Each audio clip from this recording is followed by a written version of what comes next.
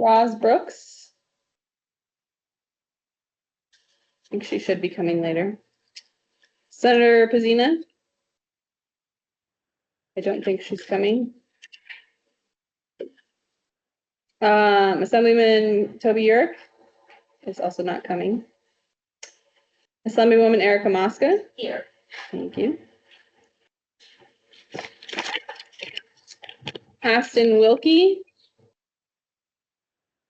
I don't believe is coming. Senator Carrie Buck. Here. Grace Angel.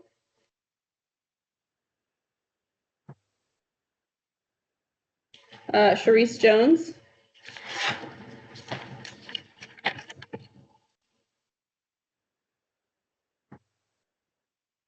Hold on. We may not have. Oh, yes, we do. Okay. Sorry, did I skip Carrie McGill? Carrie McGill, are you online? Yes, here. Sorry. Okay. There we go. All right. There's my 8th person. Okay. We have quorum and we're good. Thank you so much. And I'll acknowledge since the last time we met as a full group, Joe, Grace, Sharice, and Senator Buck have all been appointed to the group. So we are excited that you're with us. Thank you so much. With that, we will start with our public comment. So our public comment is limited to 3 minutes per person. The public may request that items be added to the future agenda. No action will be taken on any matter raised during the public comment period that is not already on the agenda. Persons making public comment will be asked to begin by starting and spelling their name for the record. Thank you so much. And do we have any public comment here in the room? Thank you. And do we have any public comment online? Elizabeth Easton. Good morning. I have public comment. Jimmy Lau. You have the floor. Thank you. Please spell your name. Thank you. Thank you. Good morning. For the record, my name is Jimmy Lau, Jimmylau,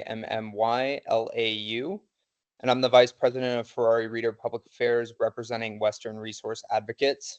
In 2023, Western Resource Advocates supported AB 128, which provided $250,000 in annual appropriations to the Outdoor Education and Recreation Grant Program for each year of the biennium. The program increases critical access to the outdoors for Nevadans and improves overall health and educational outcomes. Even with the 2024-2025 budget allocation and the one-time funding from AB 128, Nevada's grant program cannot keep pace with demand. In fact, it is currently substantially less than what is requested by grantees on an annual basis. Additionally, it is far below the amounts allocated for similar programs in our neighboring states, which for 2022 included over $10 million to Utah grantees, $3 million to New Mexico grantees, and $1.3 million to Colorado grantees. Thus, Western Resource Advocates requests that under item 8 on today's agenda, the working group first include in its BDR request a supplemental appropriation of at least $500,000 in each year of the upcoming biennium, and second, include in its report to the legislature a statement of support of increasing the total program funding, including the budget allocation, to not less than $750,000 in each year of the upcoming biennium. Western Resource Advocates intends to advocate for these items in 2025 and requests your support today. Thank you. Thank you. Any other public comment?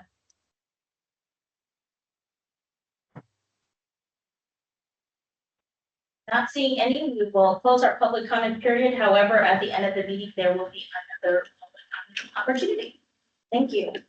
And with that, I will move to approve the minutes from our January 30th, 2024 meeting. Yeah, you should all have a copy of that underneath today's agenda as well. Anyone have any edits or would someone like to move for approval? I'll move for approval. Do you have a second? Second. Okay, motion passes. Thank you. Awesome. So we did all the formal stuff. So welcome everybody again. If you're here in the room, we have food and snacks that were donated. The restroom is straight here to the left. If you need to use the internet, it's just Clark County Guest, and then you can go on. So there's no password. We're really excited to be here today. As you know, we've been working in our 4 subcommittees. There have been so many of our different groups, thanks to the support of Nature Everywhere, through the Children of Nature Network, the National League of Cities, and Blue. There have been our amazing public input survey and focus groups, and those are the results we're going to hear today. And really, we think about this as encapsulating all of our time together. How do we figure out what all the subgroups have been working on? What are we hearing from our amazing consultants as well as from the survey? And then we'll put it all together by the end of the day to agree and have consensus on what will go on our report and what will be in our BDR. So I again thank this committee for all of our work for over a year now, and we're excited to get it done together. So with that, I will hand it back over to Kendall. Let's hi Ross. Let's show for the record that Thank you. All right, I am going to hand it over to, I'm going to stop sharing and hand it over to our survey contractors at Responsive Management. So Mark, you want to go ahead and take it away? Absolutely. Can you hear me? Yes. Good volume, and let me get this up.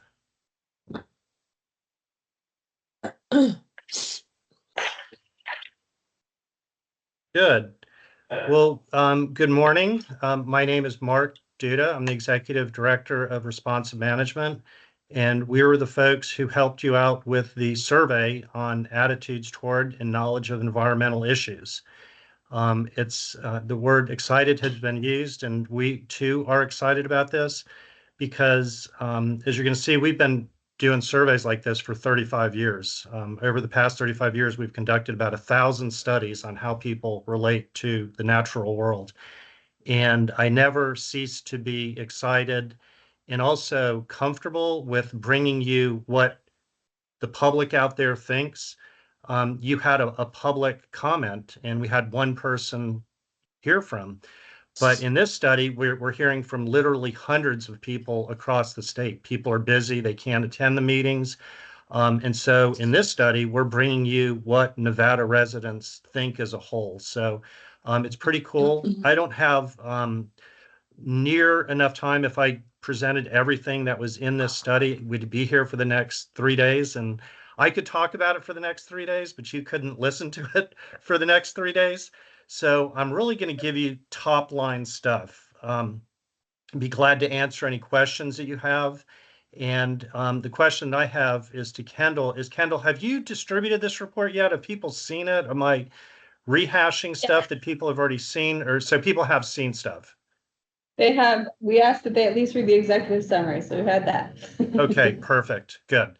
Well, that timing couldn't be better. So let me sort of jump right in. And the first place to start really is thanking you all. Thanks for what you're doing. I don't think there's anything that we could be doing that's more important in your state throughout the U.S. I want to thank Kendall. I want to thank Roz Brooks. When I was reviewing this morning after making it a few days ago, I was like, Kendall, far right, Roz, far left. And I was thinking, during an election season and with all the divisiveness we've had, it's probably not good to call people like far right and far left. So sort of we can go over on this side and over on that side. So, but with that, really, they were really helpful in helping to develop the survey, helping us understand what was happening, telling us what different, I'm going to move this over a little bit, what the analyses should be and things like that. So really thank them. And here's some other exciting news is that we're going to be continuing to work with Roz. We just won a pretty big multi-state grant through the U.S. Fish and Wildlife Service on a study. You won it? I didn't even know. We did. We just literally just heard. Now, the director of the U.S. Fish and Wildlife Service hasn't signed it yet, but we're 99.9% there. They haven't denied anything of ours in about 20 years. So anyways, again, thanks, Roz. Thanks, Kendall. I get to present and have the fun here, but a lot of this is their hard work. So thank you. And again, thank you to you all. So now that I've sort of talked about them, I want you to feel comfortable with who we are. I'm getting a lot of background noise. Okay, there. Thank you. Are you all getting that feedback in there? No, I can mute us. Yeah, I'm not sure if it was, but just wanted to tell you a little bit about us because I want you to feel comfortable with who we are and what we do. We are a survey research firm, and this is all we do. We do survey research on natural resource and outdoor recreation issues. We've been doing it for 35 years. And over that time, we've done about 1,000, actually about 1,200 studies on how people relate to the natural world, from fishing to environmental education to climate change. We're doing a big study in Delaware on climate change, to manatees, to wolves and salmon. Literally, wherever people and nature interact, we get involved. A couple years ago, we helped Colorado State University on a major attitudes and values toward wildlife study that you might have heard about. But we've done work in all 50 states, done work in 15 countries. We've worked for every single state fish and wildlife agency, every federal agency, all the NGOs from Sierra Club to Environmental Defense Fund and on and on. We do a lot of work for industry folks. If you use outdoor products like binoculars or something, we've probably done research for them. And then we also do work for what I think are the nation's top universities. I like to say from A to Z, from Auburn to Yale, but I haven't done a study for a university that starts with a Z. But somebody once told me that there was a university out there that starts with Z, so I may have to hustle them. But we're doing work right now with Caltech, with Stanford, and a number of other, premier universities. And I only tell you this because you don't know me, but I want you to feel comfortable with what it is and what we do. Because the truth is, anybody can say, 80%, 20%. You don't really know if they're real, but we do this for a living. We feel really comfortable with what we did for you here. So with that, with thanking you all and with letting you know a little bit about us, I want to talk about the fun part, and that is the study methodology. This is a survey to support you all in what you're doing on Nevada's outdoor education curriculum. We covered a ton of topics, and in the next slide, I'm going to show you those. You all worked with us. You came to us and you said, we need this information. We need this one. We helped develop the survey. You guys came back and said, yeah, change this or do that. We actually pre-tested it and we got to where we were. So we feel really comfortable with the survey, that it wasn't biased, that it was neutral, and we were collecting the information that we wanted to collect. And really, there's actually two surveys. There's actually multiple studies, but there's really two major studies. The one was a survey of what we call of stakeholders, and that included classroom teachers, school administrators, other outdoor education partners, parents, and community members. We collected almost 500 interviews. Having done this a lot, it's hard to get good information from teachers and administrators, but because of your all's pull, because of your help, because of persistence, we were able to get a number of really excellent interviews and data. We also did a study of your students, and that was pretty hard as well because sometimes teachers are reticent to get their students to fill things out, but it worked really well. We collected data in both English and Spanish, and this is brand new data. We were doing this from literally all summer, from May to August. We ran the analyses in September, and it's October, so this is fresh data. You all helped in terms of distributing this online to the kids. We worked with just a number of organizations to get this out to the individuals that we talked about, the teachers, the education partners. So the other thing that I want to talk about is I'm going to just, I'm going to present maybe 10, 15 slides. This report is, as you saw, it's about 200 pages. If I present a study of or a question of all stakeholders, I mean, you can go and you're like, well, I wonder what the administrators think. What do the community members think? The parents that aren't involved with the schools. That's all cross-tabulated out in here, but I'm only going to show you a couple of those. The important point here is I want you to know that if you're like, well, what do people in this county think, or this area think, or what do administrators think? That information is available in the report itself. So in terms of the survey topics, just a ton of things. Some really fun things: the importance of spending time outdoors, the importance of various outdoor experiences, the support we have out there for outdoor education, who would maybe benefit from outdoor education, infrastructure. We have good thoughts, but do we need infrastructure, and what would that be? Issues related to resources, coordination, the all-important issue of funding. The even more important are what are the obstacles? What are those challenges that the folks out there think? Do parents want to volunteer? Will they help?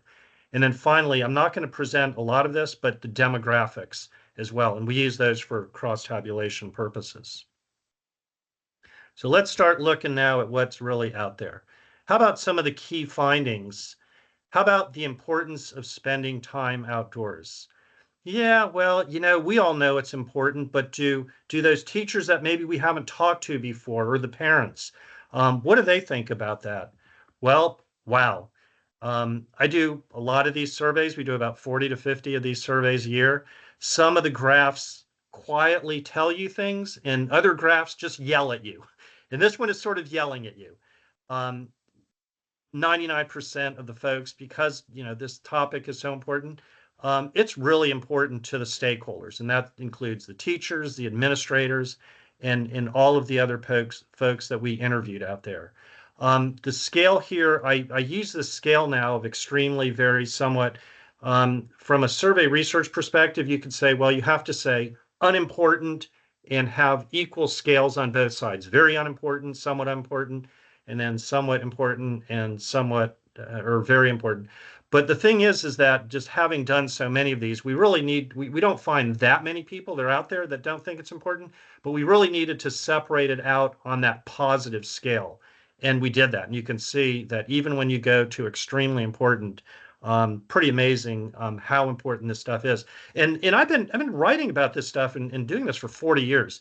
And sometimes I'll say, I'll lecture, I'll give a keynote speech or something, or teach a class, and people say, well, people can say anything they want. Oh, the environment is important.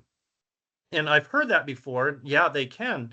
But one of the things that I wanted to just say for a second is that in our other work on ballot initiatives, people put their money where their mouth is. And the national number right now, when we did this a couple of years ago, is that about 75% of all ballot initiatives that are green or environmental related pass. When a state comes out and puts on the ballot, should there be funding for this or funding for that? 75% and upwards of those green ballot initiatives or referenda pass. And so it's not just that people are saying it, that people do put their money where their mouth is. We've done a lot of studies on that to show that. So I just wanted to add in there. It's a little bit of an aside, but I think it's important. So let's break it down now in terms of all of these different groups. And I'm always pretty hesitant to say, God, I'm just throwing all these huge graphs and these histograms and these bars at you. But what I want to do is first off, when you're looking at the report itself, know that in the key over here where we say classroom teachers, school administrators, outdoor ed, school partners, these are in the order that they appear. So if you're like, is that dark blue or light blue? It's the format that I use when I give these to you is that the top bar is always classroom teachers. The bottom bar is always students. And so you can read that easily that way. Now, the reason I put this up there for two reasons. One of those reasons is I, again, want to remind you that, yeah, throwing all of these stakeholders together, well, we're throwing parents in with teachers. Well, what if they think different? And they do in many instances. But here, and when you go back to the report, you'll be able to pick those individuals out and say, well, I don't care about everybody but school administrators. Okay, so you can go to that second line and say, okay, here's what school administrators think. So it's going to be quite useful, all these crosstabs. So that's the first important point that I wanted to make with this graph. The second one is you've probably already seen it while I was blabbing over here, and that is that while teachers and others think it's extremely important, this bottom bar is of students. So we as adults, more in terms of professionals, we certainly think that spending outdoors is really, really, really important, extremely important. And kids think it's important, but not at the magnitude that we do. So I just want to point that out. I'm not saying that they don't care in any way, shape, or form. We're just sort of much more oriented toward, well, it's extremely important or very important for us. And kids are like, yeah, it's important, but on the extreme level, not keeping up with us, if you will. Well, on the other hand, when we talk to students and we say, well, do you want to spend more or less time out there? 3/4 of them say, yeah, I want to spend more time outside, especially as it relates to outdoor field trips for school. Maybe doesn't surprise you. There's always a percentage of people out there that say, well, I want to spend less time out there. And there's some interesting things. The one thing that I'm not going to do today, but I really encourage you to, and hopefully you did, is to read all of the comments that both students and all these stakeholders had. At the end, we verbatim put all of these in there because these kids were, the parents, the teachers, the administrators were allowed to just write whatever they wanted to do. And it's incredibly enlightening. The other thing that was really enlightening is how incredibly articulate the Nevada students were, even young kids, just really insightful stuff. So sometimes kids are a little shy and they don't want to talk in class or talk to an adult about things, but they were not shy at all about telling us what they thought about some of these issues. So I really, really encourage you to take a look at some of the open-endeds. So, we say less time. Well, what is that? Well, maybe they get poison ivy really easy, or maybe they get sunburned too easily, or whatever it is. But the open-ended comments at the end will really shed more light on that. Well, how about we know from other research, some scientific research, that people who go outside actually have their mood increased when you're out in the sun, when you're outdoors, when you're near green and nature and parks and stuff. But we wanted to ask both teachers and students, do you personally feel like it affects your mood?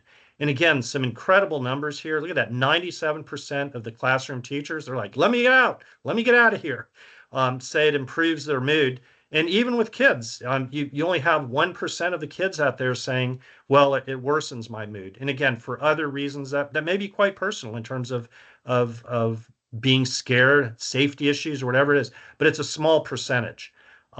Interesting, 13% of the students says it doesn't affect their mood at all. But again, you can see these graphs kind of scream at us in terms of overall, yes, heck yes, this improves our mood.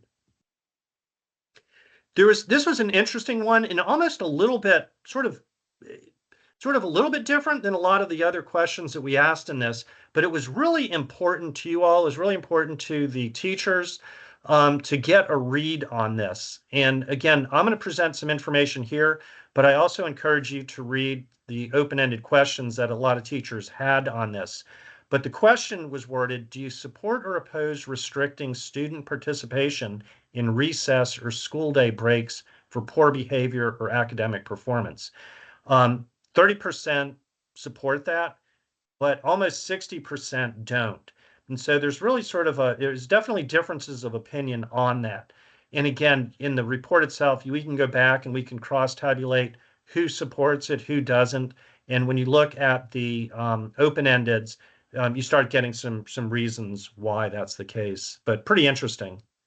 How about the importance of really nailing down what some of the outdoor experiences are? What do people want to do? And so I want you to look at the bar graphs. These are the stakeholders. These are your teachers, the administrators.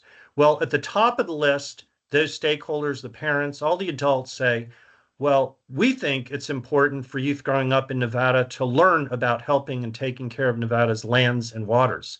We think it's really important to learn about helping with taking care of Nevada's plants and animals. And then you look over here on the right and it's like, well, what do the kids want? They want to play. They want to do active stuff. We want to teach them, we want to help them learn, and that obviously is important as we all are environmental educators. But it's really interesting here, that juxtaposition, if you will, of, well, we want them to learn. We want them to learn about lands and waters. We want them to learn about plants and animals. What do the kids want? They want to play. They want to swim and play in a lake. They want to play in the snow. They want to camp. They're hiking. They're active. And so I think that's a fairly important takeaway in terms of, and we sort of know this sometimes, we know that kids think different than we do, but I think it's important too, just to keep that in mind, because sometimes it's good we think this, we sort of know it, but to see it quantified in a graph, I think is important. So I think there's an important takeaway there. Again, we probably know this, but kids want to be out. They want to be doing things. They want to play or swim in lakes. And we can, of course, incorporate environmental education into that. So I think that's a kind of a neat and interesting, important takeaway. You probably knew it, but I can give you data now to support that. Well, what are some various outdoor education that teachers and administrators support? What do they sort of want to do?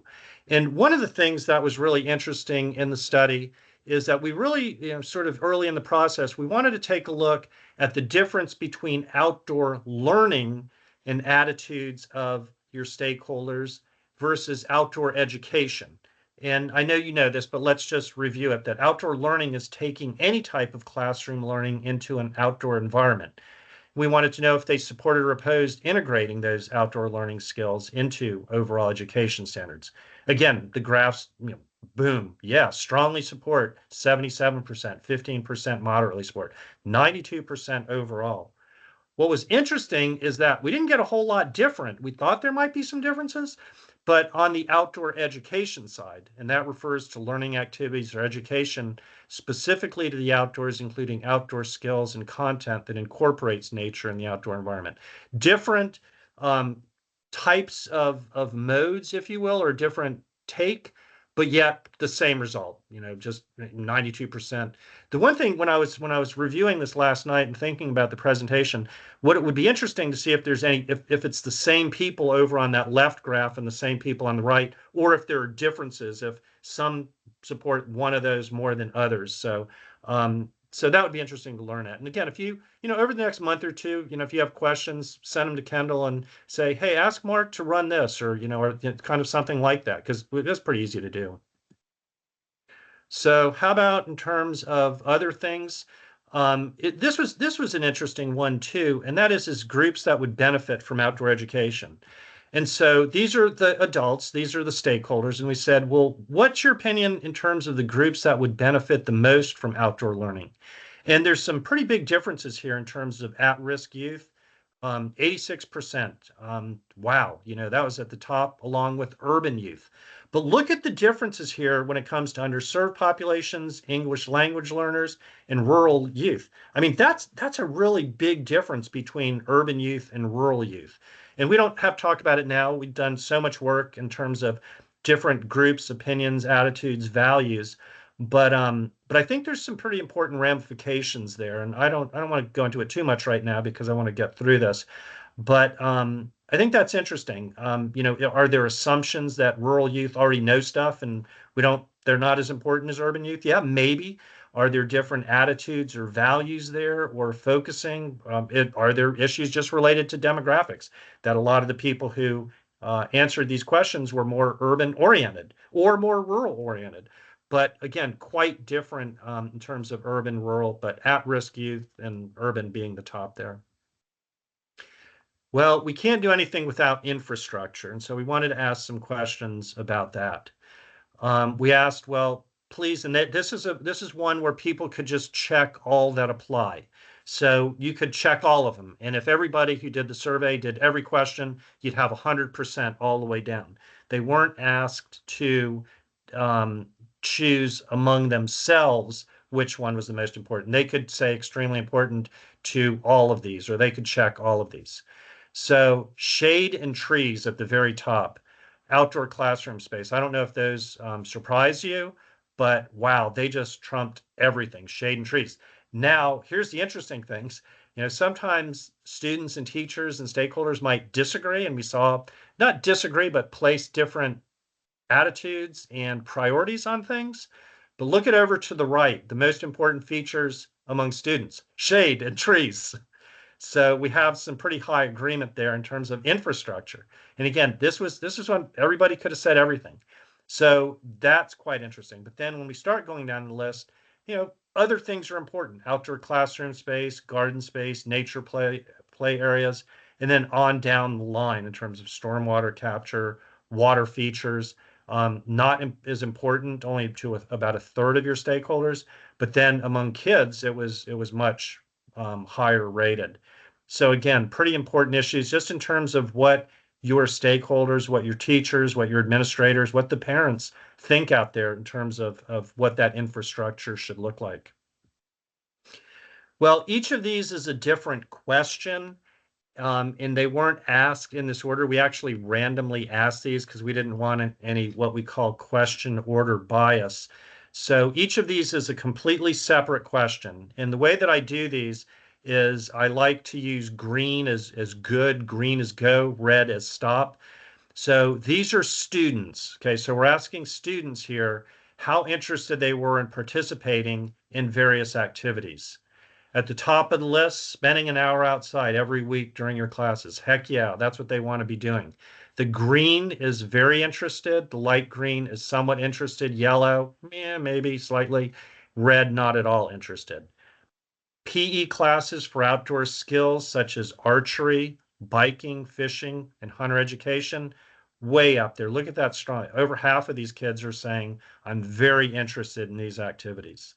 If we had more time, it would have been great to go into each of those individual ones. Well, is it really fishing that you're interested in, or more in biking or hunter ed or archery? But again, as a whole, those are really high ratings.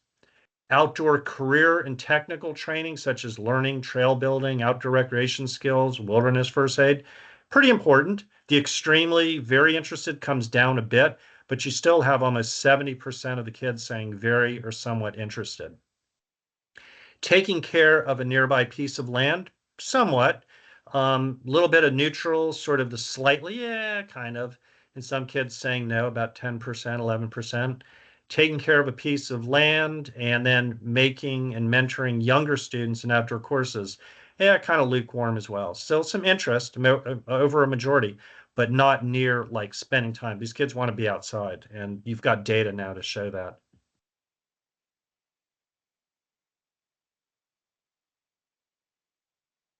How about in terms of resources and coordination? And so again, each of these, what you're looking at here are individual questions. And we wanted to say, well, how familiar are you with each of these lessons, programs, and resources? This is really interesting. Again, green being sort of good, very familiar, somewhat familiar. Yellow, yeah, caution. And red, not at all. You can see a lot of red on this. And what I want you to notice is that in my parentheses here of who we're presenting this, these are teachers and administrators. So these aren't parents anymore. These aren't the people who are a little bit further away. These are teachers and administrators. And the first thing to notice on that is all the red. Just having been in the field now for, gosh, almost 45 years, we know these projects, we've heard about them, but there's a lot of people who haven't. I mean, look down at the bottom, Project Learning Tree, 80% saying they're not at all familiar. Any local outdoor education provider, more than half. Project Wild. I remember, I'm so old. I remember when Project Wild started, in the early 1980s. 68%. Nope, not at all familiar with it. Project Wet, 66%. So again, I don't know if these numbers surprised you. I'm in Virginia. If you noticed my accent, I'm not a Nevadan. I try to say it correctly. I practice Nevada, Nevada, Nevada. I promise you, I don't want to be one of those people that comes to your state and mispronounces it. We've done a lot of work over the years in Nevada, Carson River and water resources and for the Fish and Wildlife Agency and such. So, but anyways, those are pretty interesting results, and it'd be fun to hear what you all, if I don't know if they surprised you. How about training? I think this is one where, again, my hunch is that you probably knew this and because you're in touch with things, but I think it's important just to have that quantitative data to say, look, we thought it, but wow. So we asked stakeholders, and again, these are teachers and administrators, what type of outdoor education training or professional development would be beneficial to you? Prepared lesson plans, boom, top of the list. My wife is a teacher, so when I was kind of going through this last night and talking through it, it's like, yeah, well, duh. But again, you have that data now to say, look, the prepared lessons plans are really important to your teachers and administrators. Classroom management in the outdoors, pretty important. Career and technical education credit courses, yeah. Conferences, yes, yeah, sort of. They're important. But again, yeah, just the prepared lesson plans just overwhelms that whole one. And again, remember that people could do any of these. These are not people just choosing one. If somebody thought every one of those would be beneficial, every person that we interviewed said everyone was important, you'd have 100% all the way down. But some people pick and chose. This one is important. Yeah, this one's not as important. Can't do a whole lot without funding. So we've asked some questions on funding. I'm going to give you the big one here. Just the big one. I'm not going to really do crosstabs because I want you to go back and look at our report.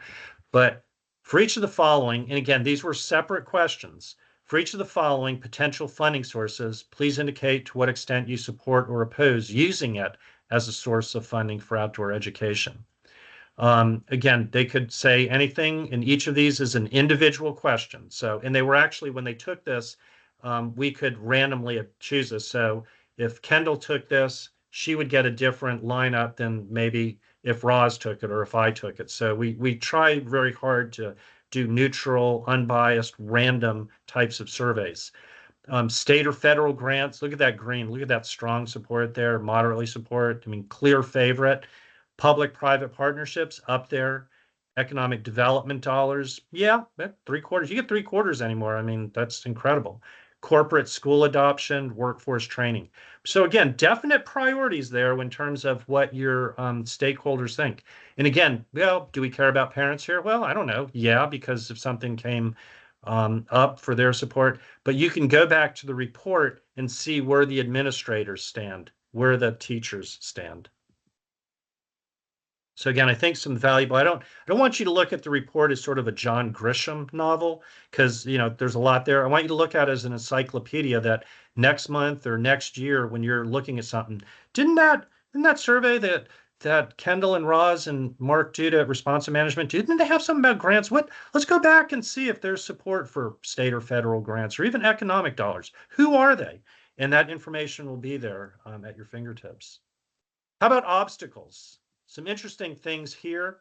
We wanted to know their rating of how important each of these is as a reason that they use their current schoolyard for outdoor education as much as they would like to or at all. Wow, time, yeah, red. Pink is very important, extremely important in terms of having that time. Weather, lack of training in outdoor education. That was quite interesting to me that less than half said that was extremely important in terms of the reason that they do not use their current schoolyard. So it's sort of a little bit opposite. That's why I put the reds on the left. Safety concerns, yeah, a fifth are, that's really important. Another sort of quarter said, yeah. Restrictions on changing the schoolyard, little bit. And then comfort level, that one's kind of interesting too, because when we do studies sometimes with new anglers or new boaters or new hunters, these are more in the adult world, is that we just did a big study on women in the outdoors, just did a big study on Black residents in the outdoors, and those comfort levels came up a lot. And so here, though, this is with teachers and administrators, obviously a different group, but I kind of felt really good about this level here, a comfort level outdoors. It was like, okay, we're working with a lot of people in terms of teachers and administrators that didn't have that real concerned comfort level. There's other issues like time and weather and stuff, but not near the comfort level. Safety, of course, going back to that is always an issue. And so we asked directly, how concerned are you about safety of outdoor learning and education in schools? At those extremes, you still only had a quarter of people extremely concerned, very concerned. And again, this is where I do urge you to go back. If you're watching a baseball game or a football game or whatever it is this weekend or next weekend, start scrolling through those open-endeds because it was just so interesting to read. I can give you the big picture and I can tell you this represents what's out there, but it really puts meat and personal people in the data. These are real people with real concerns, real support for these programs. And it's really moving to read these statements and how articulate and how caring and concerned all of these people were. 26%, they're not at all concerned. And again, go back to those cross tabulations where we can isolate who these people are that aren't concerned or at the other level are extremely concerned. So you can chop this data in a whole bunch of different areas. How about volunteering? And so this one here. So we wanted to know how interested they were in volunteering to assist with outdoor education. And here, I'm presenting this as the parents and community members. That's sort of your pool out there. What can we do to get these folks, the parents, community members, outside of us as teachers and educators and administrators? Half those people said they were interested, very or somewhat. And so again, we can go back and say, well, who are those very interested people? So again, people can say anything on a survey, and there's a difference. I tell my employees all the time, there's a difference between talking and doing. But I think it's important, again, to know that you've got a lot of nice support out there. You got people who don't, they're busy, they're not at all interested. And we can sort out who they are. Obviously not individual names, but in terms of regions or sort of who they are, age issues and stuff like that. So blah, blah, blah, blah, blah. My name is Mark Damian Duda. About 20 years ago, we helped this group called the Recreational Boating and Fishing Foundation start up. You might have heard of them, RBFF. And they nicknamed me Mark Damian Data because I love data and I have lots of data. So hopefully I kept that reasonably short for you. And my primary goal was to sort of give you an overview, a big picture overview of what we found. But my real goal is to get you into the data yourself and using that data. The one thing I never want to do is do big, huge project, put all that work out, and nobody ever read a report. I never want to do a report that sits on the shelf. So if I could develop a report with wheels on it, I would, and it would roll out of your desk and onto your front level and say, look at this. But I can also, Kendall, maybe what I can do is send you the PowerPoint because that's an easy place to start. People kind of look through it. But I hope you look at the PowerPoint and I hope you look at the report, use the report as an encyclopedia. My final thoughts is there's some really encouraging stuff here. There's some incredible interest. There's concern. You've got real fertile ground out there. So with that, let me turn that over to Kendall. Be glad to answer any questions that I can. It's a big report. There's a lot of cross tabulations there, but and again, end with saying, hey, thanks for letting us be involved with this and really hope the report helps move your mission forward. Thank you, Mark. Yeah, I just want to note too for the public on the call that the full report is available now if you go to ndor.nv.gov under the Outdoor Education Advisory Working Group tab. It's there under meeting 3. Any questions for Mark? Yeah, and I'll start by just saying, thank you, Mark, for this incredible work. I think it's really exciting, but also, as we know, when we go to the legislative session, you have to have a lot of data. So thank you for helping us tell the story. I do have a question, but I'll actually start on the on virtual first, in case someone virtual has a question. Anyone online?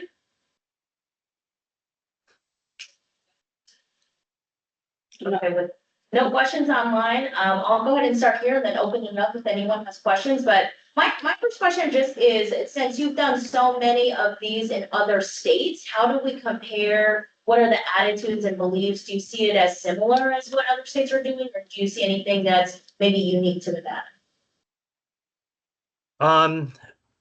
I see very high levels of support for what it is that you're doing. The one thing that I would say is in having done so many of these is always beware of naysayers. When you hear sometimes a lot of politicians, a lot of decision makers hear people saying, don't do this or this, blah, blah, blah. I love to do surveys because the thing that people always say, if you really think about people's complaint about government is that, oh, government never listens to me. Well, you do. You just did. You just have open comments. You have a survey, spend a bunch of money on a survey to listen to people. And what Nevada residents are telling you is this is really important to you. We're concerned about it. And so the first thing I would say is always be wary of the people who have you on their speed dial who says, well, it's really not important. Mr. Legislator, Miss Legislator, the money should be spent other places. We don't see that. We're seeing that high level of concern and support for the environment. I would point out the sort of the obvious one is that one of the things I saw here that you don't see in a Florida or or most other states is the shade in the trees. I have to say I've never seen that before in 1,200 surveys. I've never seen what's the most important thing. I want shade. I want trees. And the teachers and the kids wanted that.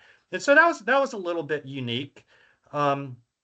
I think when you compare to get to your direct question, when you start comparing across the board, I think you have an enormous amount of concern. I think you have a mandate here to continue to do what it is that you want to do.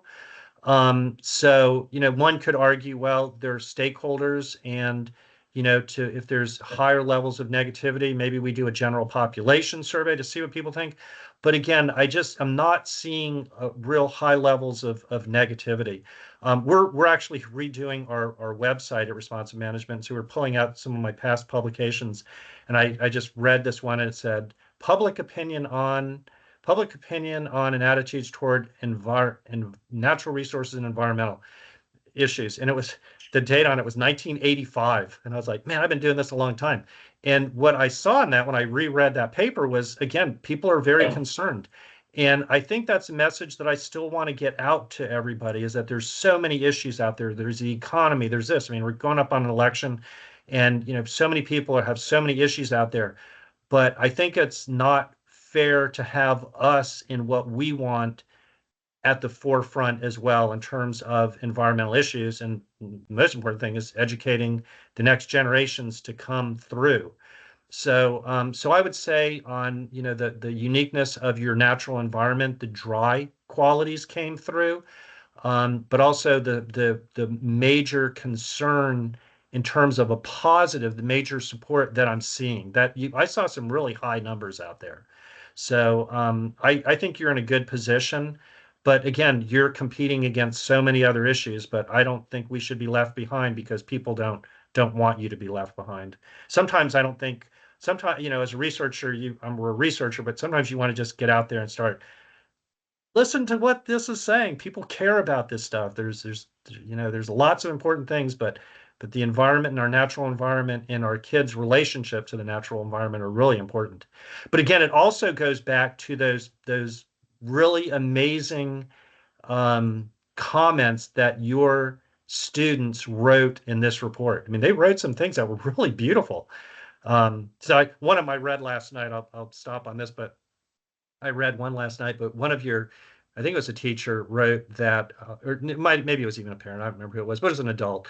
And I read it to my wife because it was kind of funny. It said, I went through grade school and I can't say I ever learned a lot, except the only thing I actually remember was my classes that took me outside on field trips and I got to interact with the natural world.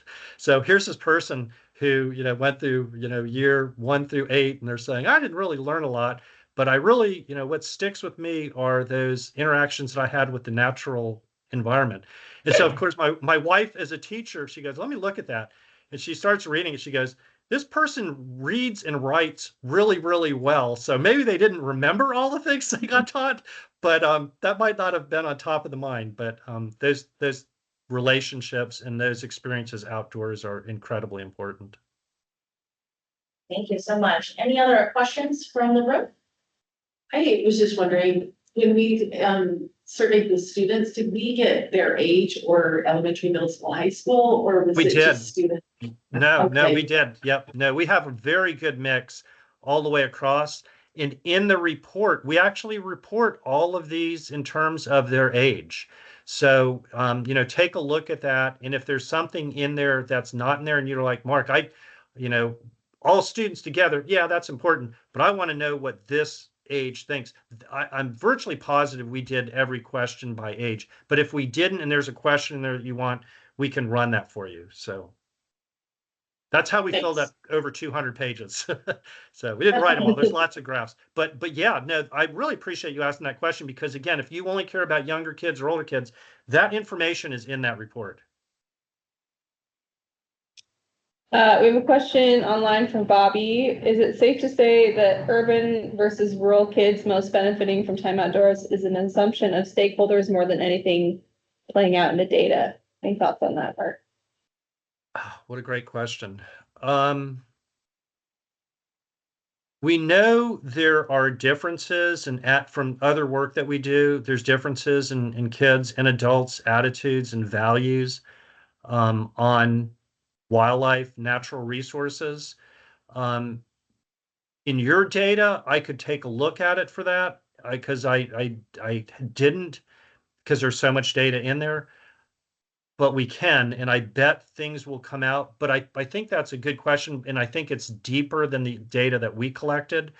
But one of the things that we absolutely know from all of our other work on values and attitudes is that there's more of what we call a utilitarian value among rural individuals, kids and adults, as opposed to urban residents. And we know that wildlife values are changing from what we call utilitarian to more what we would call humanistic or moralistic or mutualistic values. That is that if you did a study on, say, the use of wildlife hunting, or hunting is probably a good one, maybe more of extreme would be trapping, but that you would find obviously more support in rural areas than you would in urban areas.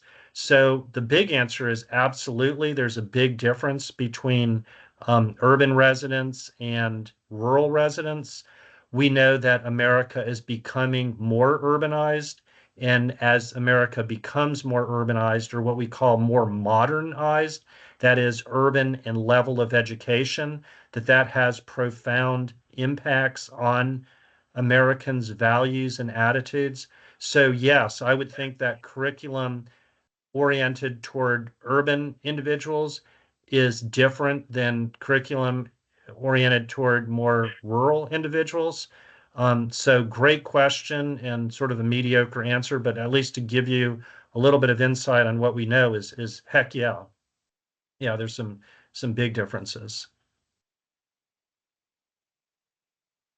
Any other questions? Or any online? Right. Well, thank you so much, Mark, for being here and for all this hard work on the study.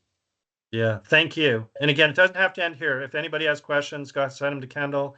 And Kendall, we can talk and figure out how to answer them. I bet a lot of them are in the report. And again, I encourage you to kind of take a look at it. Sometimes if you're on the road and you can't sleep because you're in a hotel room, pick up all the crosstabs and start reading the report, and you'll be like, oh my gosh, my eyelids are getting really heavy, and boom, better than a Sominex. But there are some good things in there as well. So lots of data. And Yeah. again, thanks to you all for what you're doing. Yeah, thank you. I would encourage everyone to read the comments in particular. I think there are some gems in there and also just some great comments from kids. My favorite was one child would ask their favorite thing or something they would like to do more of outside. They just wrote frogs. That was my favorite. I love it. And it's so, love it. Makes your day.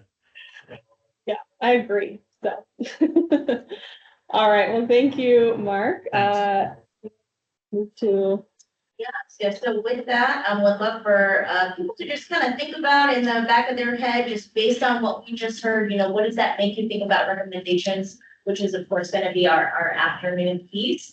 And I really think about that as the quantitative information. Hundreds of people responded, and really excited for Kendall to now share about the qualitative results through our focus groups. And after this, we'll take a break before the next. Great. All right, awesome. Yeah, so I am going to get into our focus group results. I think you'll see a lot of similar things, but hopefully we have a little bit more detail and a little bit more insight on like intricacies of some of these things. But first, I just want to thank everybody who helped us with the focus groups, in particular, Julie, Sean, Todd, and Melanie all participated and helped lead. And Erica helped us connect with Get Outdoors Nevada and had Shelly do some focus groups for us as well. So thanks to everyone who were able to help with those. We had 5 focus groups with 45 participants, which included all of these groups, teachers, school administrators. Sean led a group of his peers at Carson High School in a focus group. We had some UNR students and professors. And I think this little, just like description I had, if you read the focus group summary, kind of addressed, was a good little summary. It said there's an overall desire to address nature deficit disorder, which describes the accelerating distance of humans from the natural world. And that was something that we heard a lot in focus groups, particularly from teachers and nature education providers. This was identified by focus group participants as a problem for Nevada students, rural and urban alike. Students expressed a desire for increased comfort in and knowledge of the outdoors, indicating that they feel that distance themselves from nature, right? And I think we kind of saw that in Mark's results, looking at, they're a little bit, they put a little bit less importance on it than adults. And I think that's because they potentially have not had the opportunities that older generations have had, right?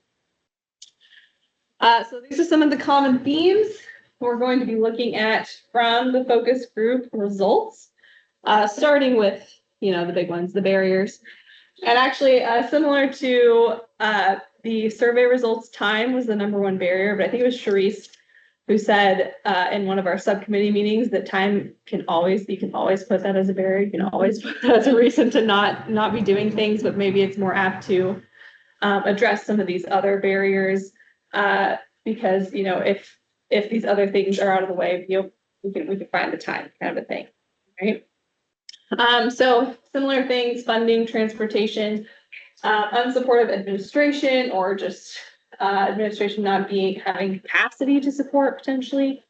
There's a lot of logistical considerations that go into taking learning and education outside that people struggle to find time and capacity for.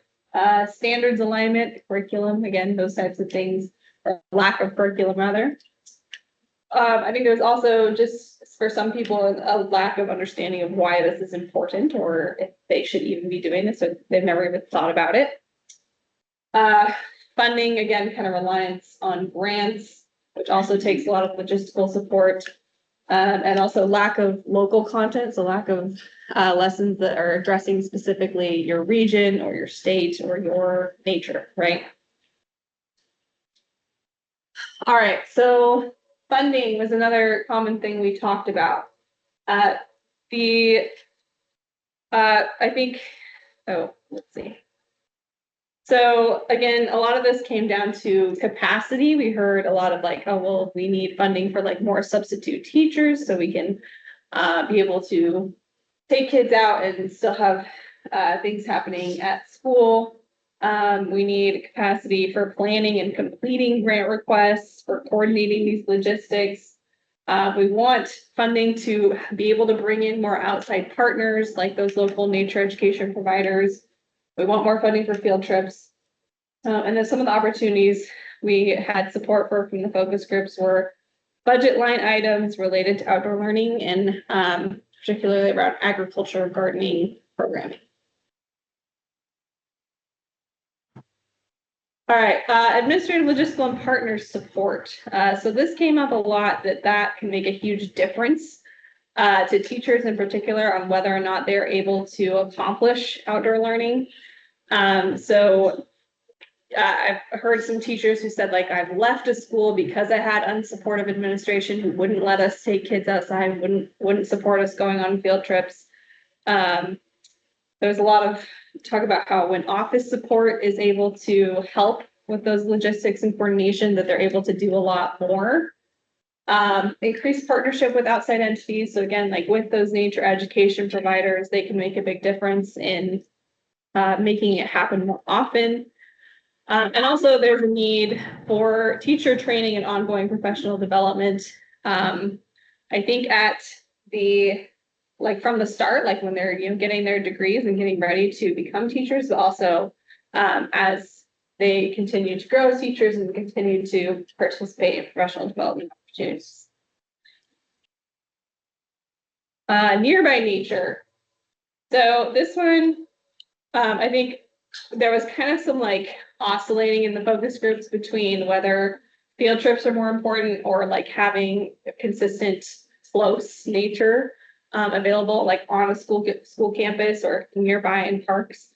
And I think, in discussing this with some of the subcommittees, as well as like asking those questions, particularly in focus groups. We found that there's a lot of like excitement about field trips, which we'll talk a little bit about, but that consistent time outdoors is going to be key.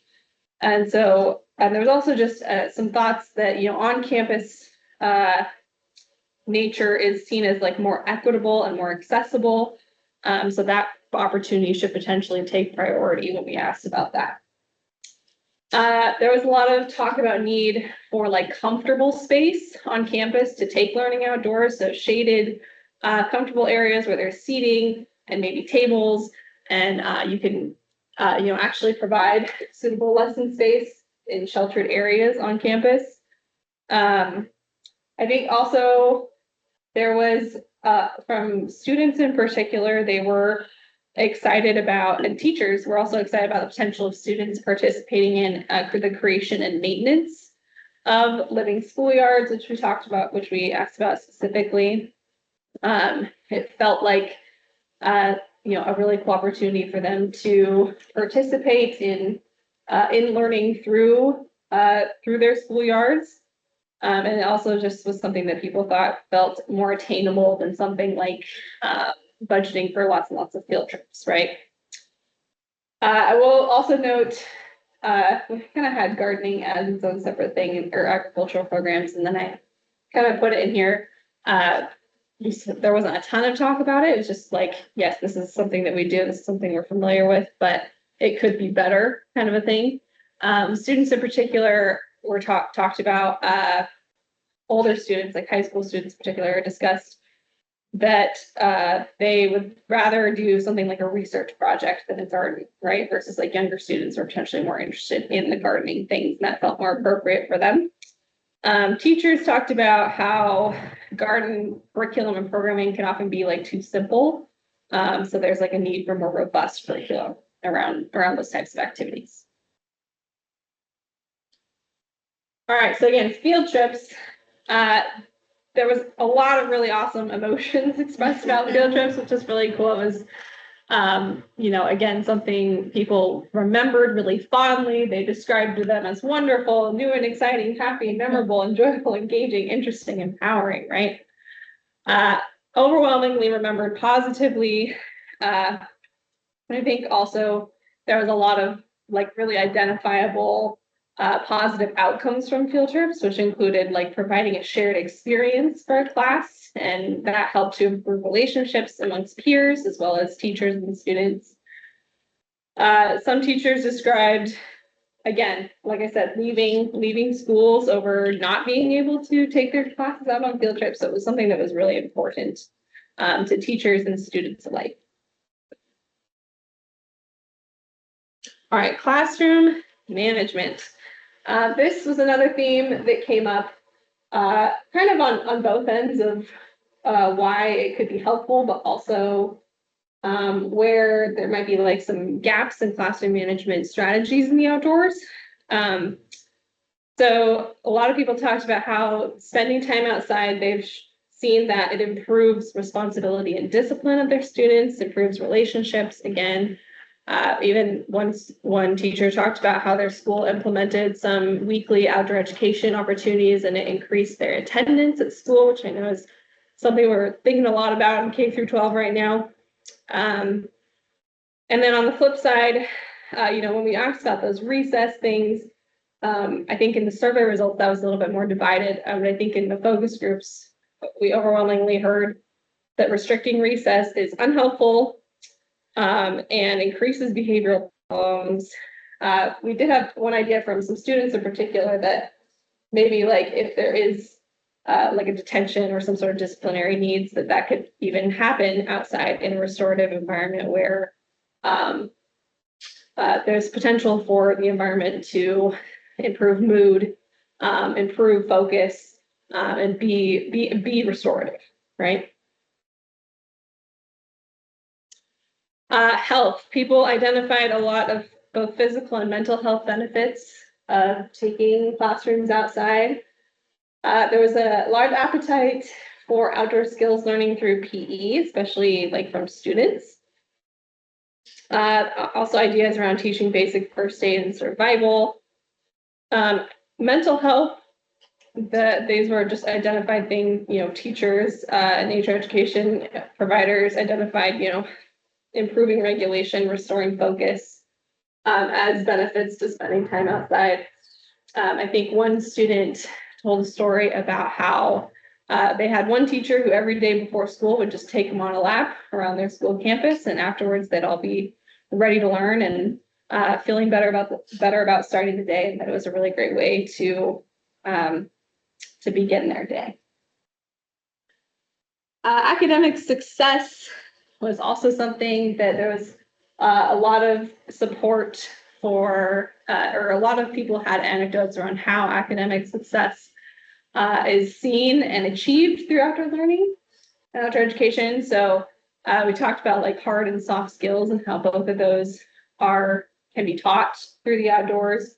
So some of the hard skills that people identified were as the outdoors being conducive to developing their observation skills, critical thinking, pattern identification. And then some of the soft skills included confidence, autonomy, perseverance, leadership. I think I'll also note that perseverance and autonomy were also skills that teachers identified as like big needs for their students, right? That these are things that are lacking. And so they're looking for ways to improve those in particular. That's just a lot of conversation around how the outdoors can be so interdisciplinary, but that there is a need for progressive opportunities in the outdoors with like potentially special opportunities outlined for each grade that build upon one another and build skills as they go through the school system. All right, place-based learning.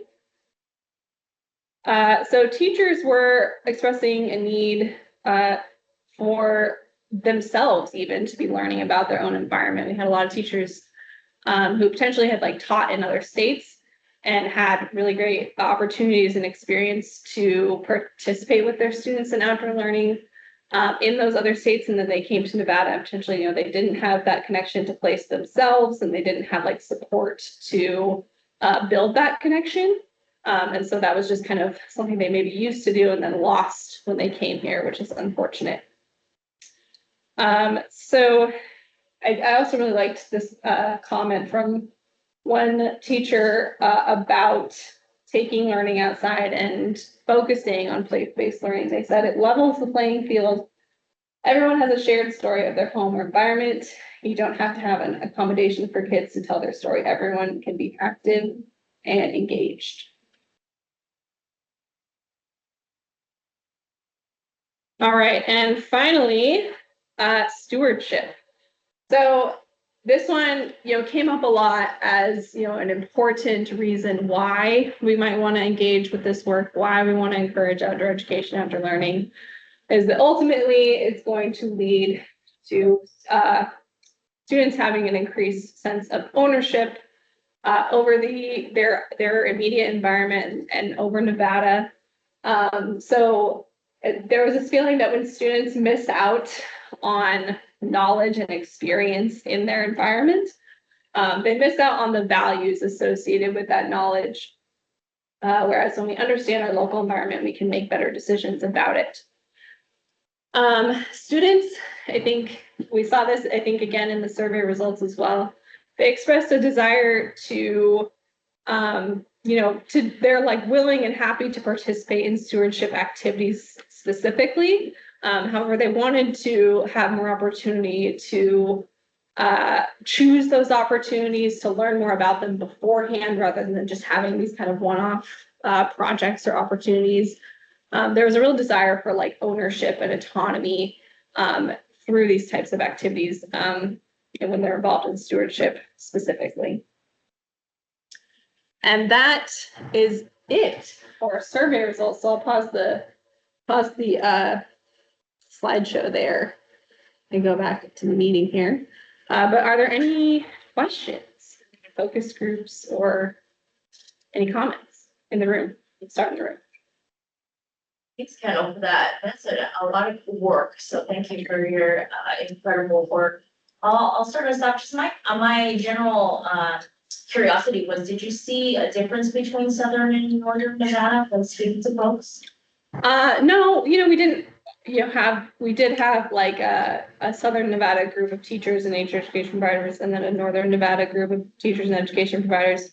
I don't think we saw really a lot of differences between the two. It was pretty similar, and there were both rural and urban in, at least in Northern Nevada. I think Southern Nevada was mostly Las Vegas area. But unless Melanie, I wonder if you have any comments, if you think you felt like any of the rural had some differing ideas or anything that you saw. No, can you hear me? Yeah. Yeah. So, no, it was fairly similar as well, time, and that sort of thing. I also kind of got the same feeling when we were just doing the focus groups and just talking to people. The good thing about rural Nevada is we do have, I think, a little bit more open space resources, which is great, and pretty close by, where some of the urban areas might have a little bit more difficulty. But what we don't have is like a lot of park space, right? Like Elko has a lot of green space around there, but Winnemucca and stuff, not so much. But yeah, first I just want to say thanks for putting this together. It's really very exciting to see like this data, because we've been seeing the positive impacts and the positive effects for a long time. And it's been, I think, at least in my view, people are a little bit afraid of it, right? It's not as comfortable it used to be years ago. Just being outside in general is not as comfortable. And so we're finding more and more, I think, people needing direction, whether it's by joining a group activity already or, having resources of where to go and how to get there, or even providing transportation. That's, I think, another barrier as well for both urban and rural, is to be able to provide transportation for people too. But super exciting results. The biggest one that I love seeing is when teachers are flat out stating that it's enhancing indoor learning, right? The behavior is better, the kids are more engaged, all of those sort of things. And gosh, that is just so positive, because it's so hard for these kids nowadays. So yeah, rural area, I would just say we tend to have a little bit more access to open space, but that doesn't mean that everybody's able to get there. So somehow we need to bridge that gap as well. I know, Joe, you weren't there, I guess Todd was there, or Julie, any other comments from focus groups that you guys remember? The questions? I thought it was really interesting that the, focus group allows you to really flesh out things and ask questions and get a little bit more information before you come up with what you feel is best, versus the survey is just you filling it out on your own. So I thought, it was really interesting that they both really just kind of lined up across the board, so people taking the survey, even though they didn't have, a way to ask in-depth questions to try to get their answer, their results were the results across the board. Yeah. Yeah, and I even noticed that looking at like the comments, where there could be some long form, response in the survey, that it was a lot of the same things we were hearing in focus groups as well. I guess the most encouraging thing is the bottom line. It's not just important to us, right? It's not just this group of people that find this really important. It's the survey and the data and stuff is showing that it is super important. And so like, I'm on 100% support of the public comment from before. We've got to get more money behind this to be able to provide these resources. And that is the bottom line. We got to have the resources to do it. The public, the teachers, the administrators, they're ready for it. We just have to have the funding to get there. Yeah, I think we see that there's appetite, but there are some like deficits and some things missing, like in Nevada specifically, that potentially other places have, right? There are some resources and some things happening in other areas that we want to figure out how to support here, right? Any other questions, comments online? Also, I do want to say, I made a note about the safety, portion, the safety question. And I think that, if I remember correctly, the somewhat concerned, not concerned, whatever, was still a higher percentage than I think it was like 36% that were really concerned about safety. And because I feel like, legislators or, the final person helping to make the decision is gonna say, well, safety is, but really, no, it's not, it wasn't, there's Yeah. more people that aren't that concerned with it, which means that they're not, we're not living in fear. There's gonna be a safety concern with every single thing we do, or, crossing the street, there's a safety issue. But I do, want us to just keep pointing out that no, most people aren't that fearful, that the majority weren't fearful, and that we don't want to make a decision based on safety, because it feels like, those top things are like always what, as Mark was saying, those naysayers are gonna pick certain things and try to archery. Well, I'm just saying, like, Oh. I was trying to think of what are people afraid of? Be outside, but then I thought like archery or. I think the question was more, locks on the gates and people coming in. 'Cause I think it was using- maybe open to I think people were interpretation. using the outdoor space. Yeah.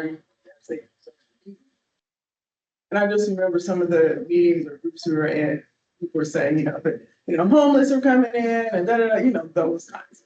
Yeah. Well, and I Well, think, and I think, oh, go ahead, Donnie.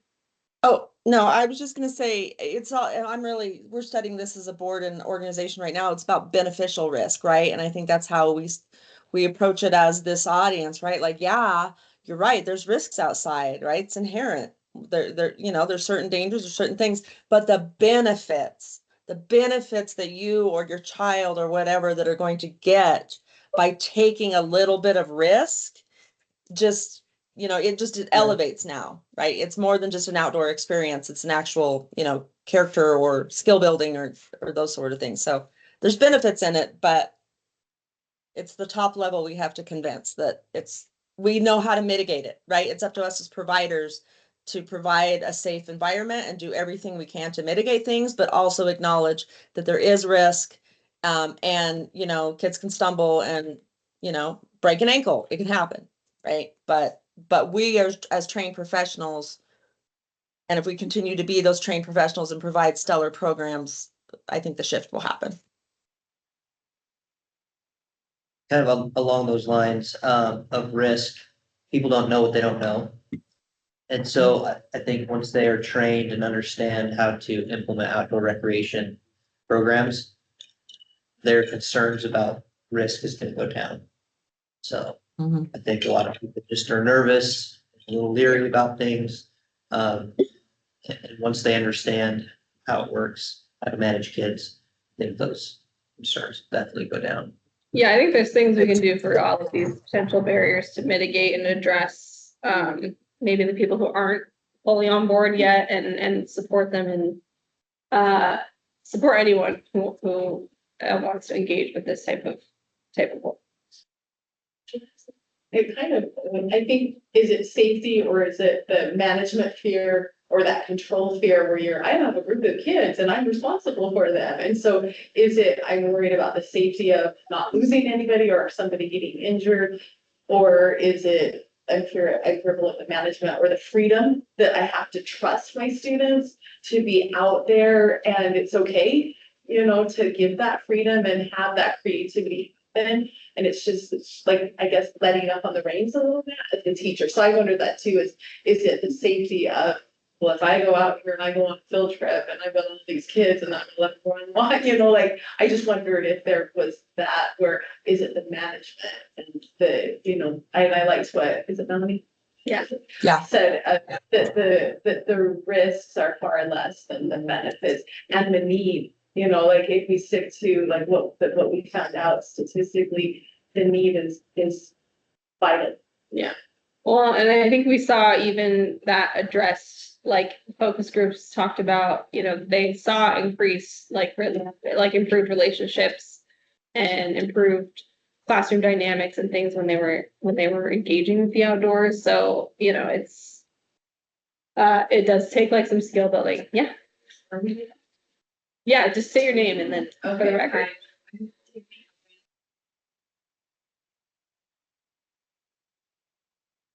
you spell your last name, please? HADDAD. The comment I'm gonna take is just about like the safety conversation that's coming up. One thing that kind of asked me that you mentioned was the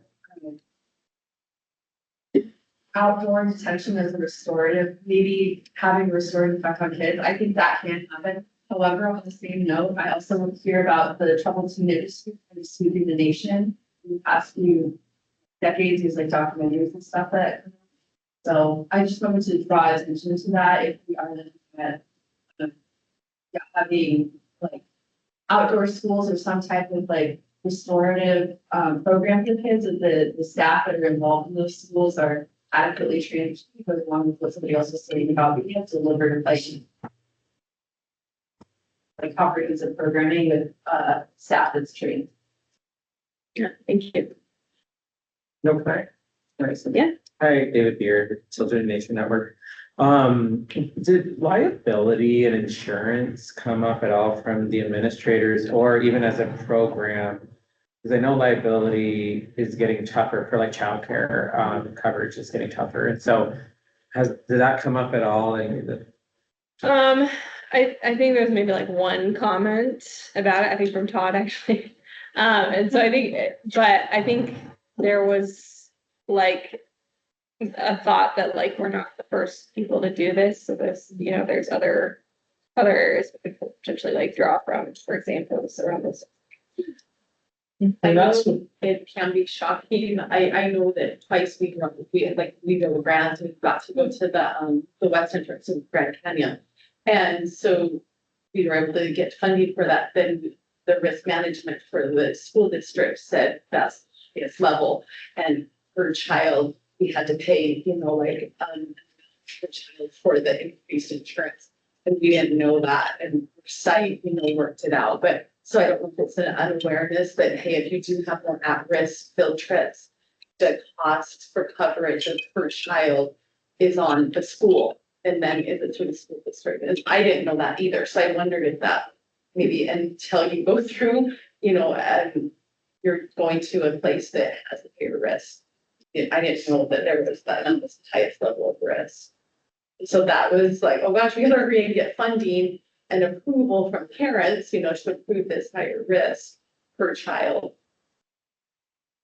I was just gonna say, that was kind of my comment about archery. I was having a hard time figuring out what the risk was, so much of what we do in schools, there's a risk. PE classes sometimes have 16 kids in them. The list goes on and on. And from an admin position, I don't see that the risk is that great. If you are doing something like archery, or you're walking your kids down a freeway to get to a bowling alley for a PE class, things like that are a risk, but normal activities, I don't see it. That's why you have insurance, and obviously if you have good classroom management, that's why when I said archery, I didn't understand why that was a factor, or what the concern was. Yeah, I don't know that we have like a super specific data around that, but I do think, I don't know, I wonder if there's like opportunity for even on like the insurance or liability side, if it'd be cool if you could show classroom management that helps lessen that risk. Not that that's how insurance works. So this is Melanie, and I'm just going to chime in real quick because, again, it's something we're kind of exploring right now. And interesting that you said that. I was anticipating some of the administrators to be like, whoa, I don't know, kind of about this kind of thing, but I didn't get that at all. And with all the schools we've worked with, it's interesting. No, even taking kids on a field trip, no school has ever like pushed back or said we need to get extra insurance or that sort of thing. We have a participant agreement, and that participant agreement really outlines like, look, we are outside, there's inherent risks, these things can happen, but we're going to do the best we can to keep your child safe or yourself safe. And what has been suggested in this risk management kind of realm is that we're careful as providers to not state what will not happen. Like we can't be saying your child's, like not gonna fall in the water, your child's not gonna drown, right? I mean, like, depends on where you're going, but if we're as providers careful about stating what we're like not gonna let happen, because so many things can happen, but where we're expressing our ownership of liability is being prepared and trained and being able to address those situations should something happen, right? If a kid falls in the water and gets all wet and it's 40 degrees outside, what are you going to do? And as an organization, you need to have those things in place. But I thought that was very interesting when doing some of this research, is just about not stating what's not going to happen, because you can't guarantee anything. And that's where you get in trouble with liability, is if you're trying to state none of these things are going to happen and something happens. That's where you get in trouble. But if you're approach it from the other side of, we're trained, we're safe, we're certified, all these sort of things, and we're going to do the very best we can to keep you and your child or the participant safe, then it helps us, and it lessens the liability on us to be careful about what we say we not going to happen. Thanks, Melanie. Can I ask Melanie a question? Melanie, Sure. when you said that you thought that you would have administrators say, whoa, we can't do this, what kind of activities are you thinking of? Well, like Were you- things like archery, right? Like archery, like more like hiking type clubs, outdoor skills type things that could potentially involve things like, pocket knives or certain things like that. But more, it's I think the safety of the environment, right? They want to be assured that where they're going, their kids are going to be safe. But yes, it was more specific, like outdoor skills type activities that, like you said, you've got arrows. We do like, hunter safety, same thing, right? They're dangerous weapons, but if we mitigate the safety and teach people how to be safe and responsible, then hopefully these things don't happen. Sorry about Thank you. As I was listening to the survey results, I've been fortunate to be advisor who was on the board of the Scouts. And it brings back, because kids do get very, very excited. And I know that they to get into schools that need it the most and get kids, because they go on scouting outings and are doing archery, doing the rock wall, and staying overnight out at Lake Mead and these sorts of things for students that need it most, right?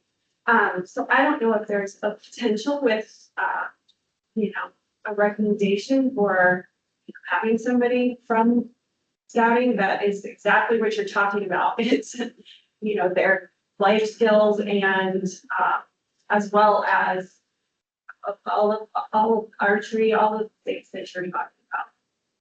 Yeah. In which they can provide input, but not only that, but partner with something that an organization that has it already set up. Like they already have the logistics set.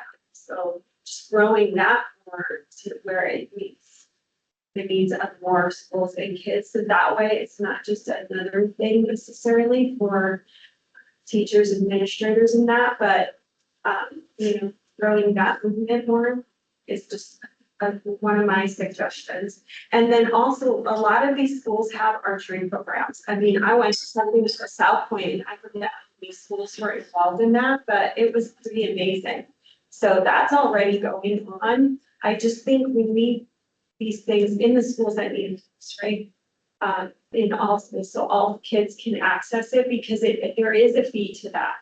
And so I think that there's a lot of schools in Center Vegas and in East Vegas that don't have access to that. Yeah. Because they can't afford the archery fee, which I think is like $200. Yeah. So maybe looking at more to these things that are currently going to get kids out and doing that. Yeah, I think, in terms of like the bigger risk things, even, that's not necessarily something like schools have to take on. It can bring in other outside partners to help with that expertise. Can you say your name and spell it correctly?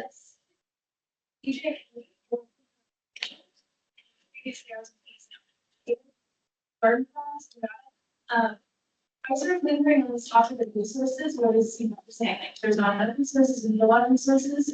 And I was thinking, thinking about the resources that are already like in schools, at least urban schools in CCSD.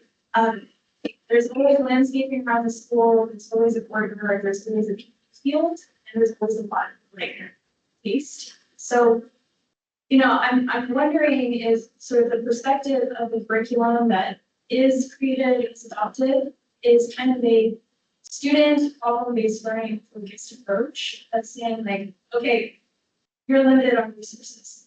Here are the resources you have. Identify the problems you have within your assignment. It's uncomfortable, it's hard.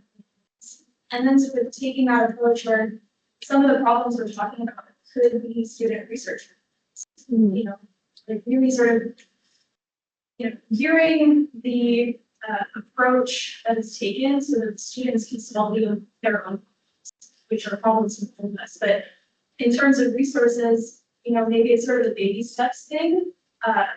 What resources are already present in schools? I know a lot of Title I schools, they receive a lot of funding from X, Y, and sources, and administrators are looking for ways to spend that money. So, I feel like there are resources to tap into that can sort of like gradually build up toward these bigger ticket items like tree, basic maintenance. I think it might be worthwhile to just take a look at the resources that are already present in schools and then teach the students, in a way that guides them to solve the problems that we're.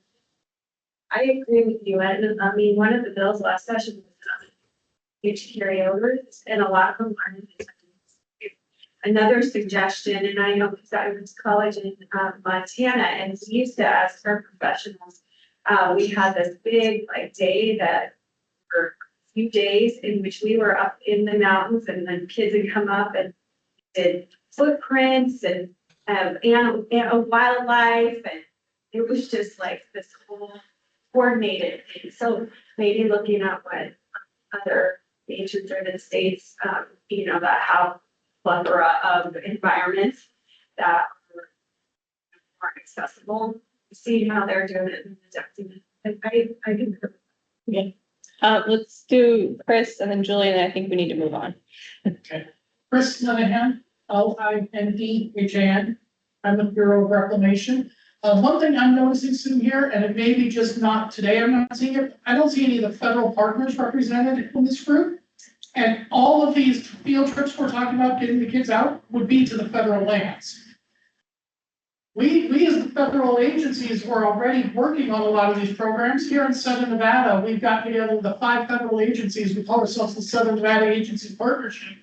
And we spent like $3 million worth of stimulus funds developing teacher trainings for outdoor education programs for all of our different sites and stuff. That similar project is wrapping up. But as part of that project is fully prepared, ready to go packets of here's the teacher guide, here's the student guide for single half day, full day, multi-day outdoor field trips.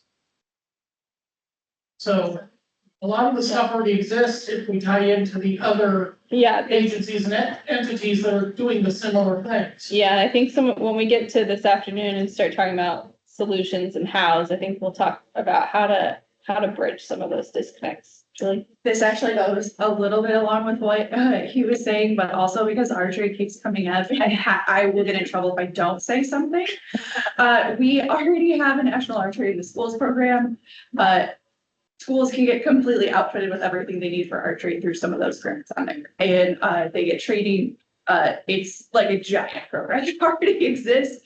But along your point is that this is something that has come up in all of our subcommittee meetings, is this network, this ongoing network, because there's so many resources out there. How do we get the resources to the places that don't know about them next? So. Absolutely. All right, are we gonna? Yeah, so that was a very, well, first of all, can we get Kendall and Ron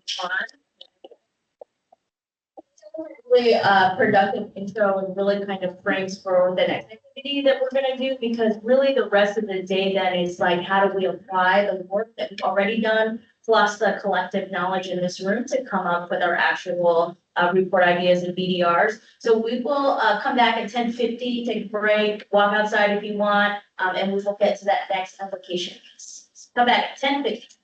Yeah, and for those online, I'm just gonna mute and then we'll unmute when we're ready to come back.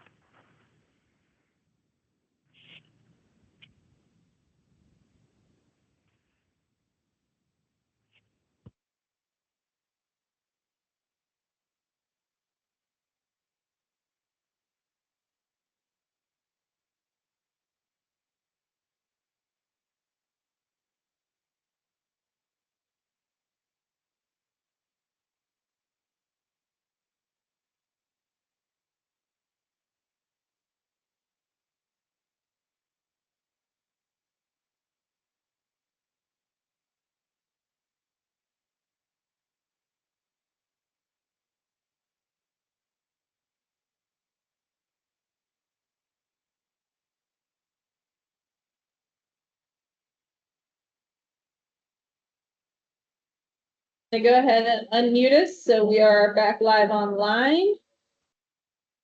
And we should be able to see the slideshow online. Where did it go? There we go. Okay, well, great. You know, a lot of us are educators or former educators in the room, so we always got to do some interactive stuff, right? So for our gallery walk, here's what we're going to do with the rest of the time until we go to lunch, and during lunch we'll get a break, and then we'll come back for consensus building. And so what we're going to do, and virtually we also have this set up for you, so just know we're also trying to make sure you can participate and we can see your feedback. In a second, we're going to break up into groups, and what all of these actually are around the room and virtually on your sheet that will be sent is all the pre-thinking, the pre-work, all your committee work that you've already done. So the items that Kendall sent out before about what each of the committees have come up as a potential recommendations, those are what's around the room. We're going to break into groups that are not your committee groups because it's good to hear other people's thoughts. And then every couple of minutes, we're going to switch when I say switch. And when you're at your chart paper, you're really just going to read it, discuss, and then with your group, anything that you want to add, you have your Post-its, you have markers. We're really trying to figure out, instead of us just talking for 4 hours and at each other, at least this way we can write down what do we agree with, hear other people's thoughts, and then the goal would be we'll come back, we'll discuss it so we can hear everybody's thinking. We'll take a break, go to lunch, and when we come back, that's when we're gonna start voting things like, okay, this is where everyone's at. We want to put this in with the report, or this is the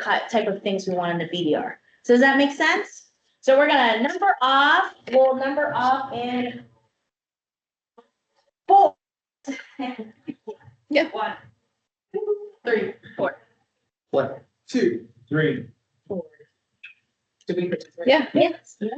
1. 2. 3, 4. Awesome. Okay, so when I say go, and again, online, I'll explain in a second what you're gonna do. You're gonna go to your first poster. So this will be group 1, group 2, group 3, and group 4. And I'm gonna give you 5 minutes. You're gonna read it, discuss. If you're like, yes, underline it, check mark. If you have a new thought based on, like I heard the thing about the risky benefit, if you want to add that somewhere, the liability conversation, if you want to add that somewhere, the scouts conversation, this is how we're going to get all the content together. Yeah. Okay, so go into group first 5 minutes, discuss and write, and I'll tell you in a switch. And for all of our folks online, Kendall just sent the Google Sheet where we have all the same information. And if you all can just go on and comment, we'll make sure that when it's time to discuss, we actually have it here and we can see what you are putting. So sorry, it's less interactive for you, but we still are going to hear your thoughts. So let us know if you have any questions. Yeah, so there's a Google Doc in the chat, so go ahead and use that and you can add comments there.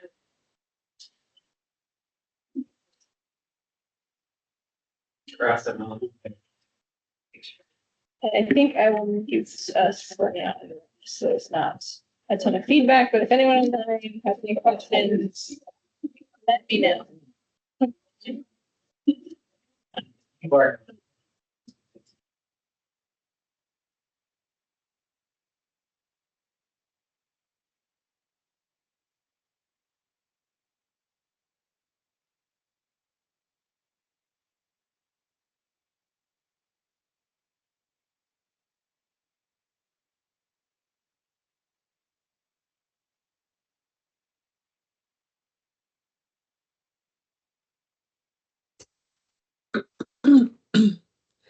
Hey Kendall, this is Melanie. I'm gonna leave and come back because I'm not able to open that document. It's just sitting there spinning, so I'm gonna log back into the meeting.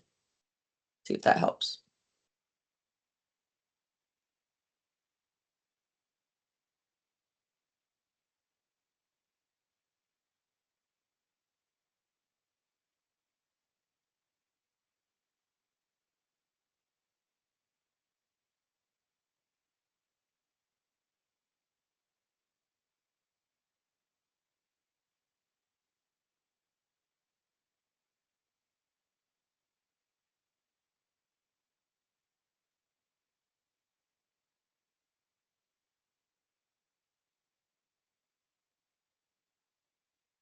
There we go. Oops. Melanie, I can also email you the link in fact. Got it now. Okay. Sorry.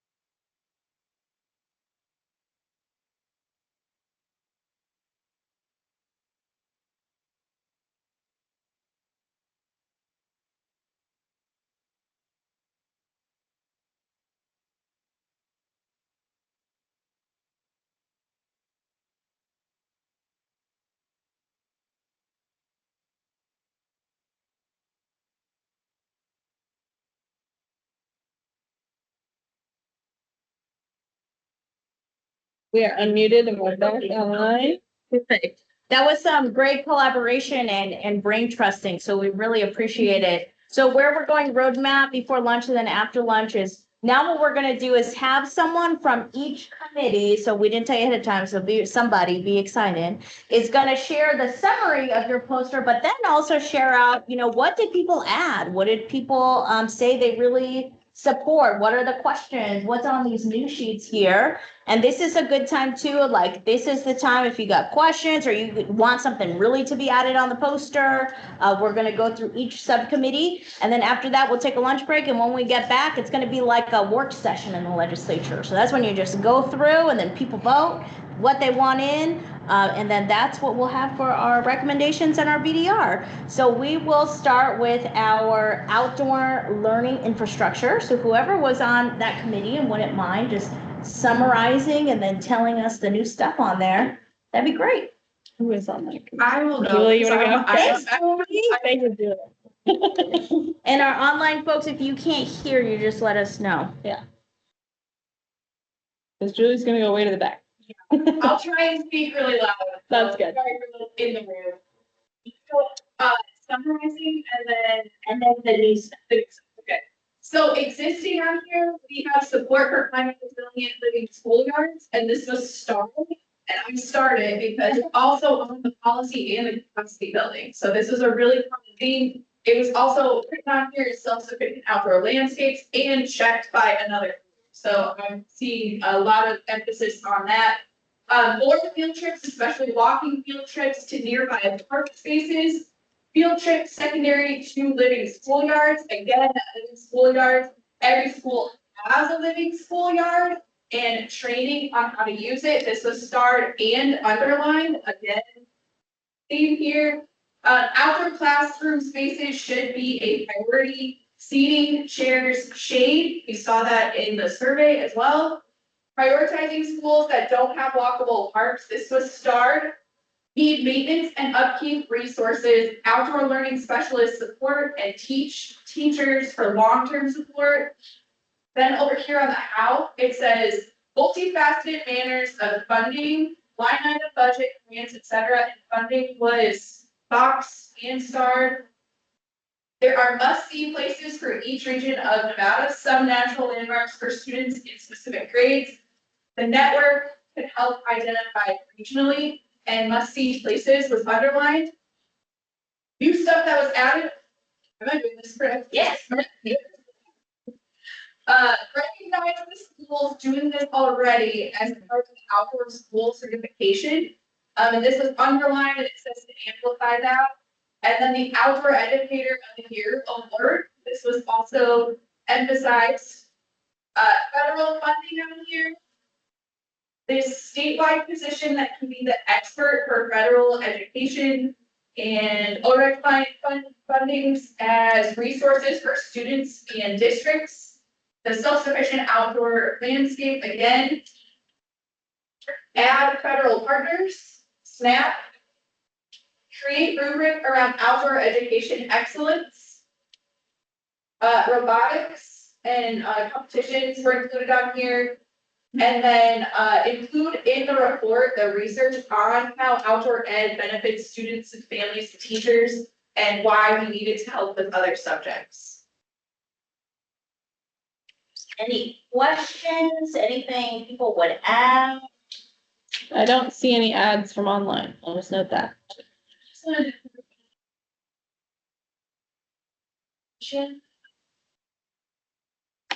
Outdoor education.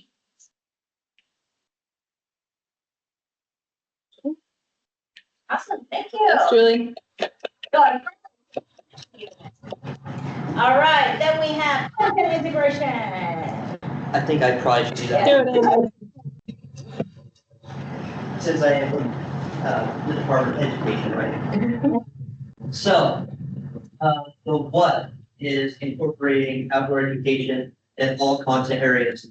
Obviously, we have some ones that stand out, like physical education is something that I gravitate to, but I think you can do that in a lot of different content areas pretty easy. An example that I mentioned was, I'm not an ELA person, but you can go out and have your students find like a piece of grass or a plant or an animal and do a short story on it, or write a super specific description for math. You could try to figure out make of a tree from shadows or something along those lines. Science, I think that one's a pretty obvious one as well. But I'll go back to the one, I'm sorry. And then we're looking for more federal partners here. Red was added. We have a lot of professional learning opportunities that are needed.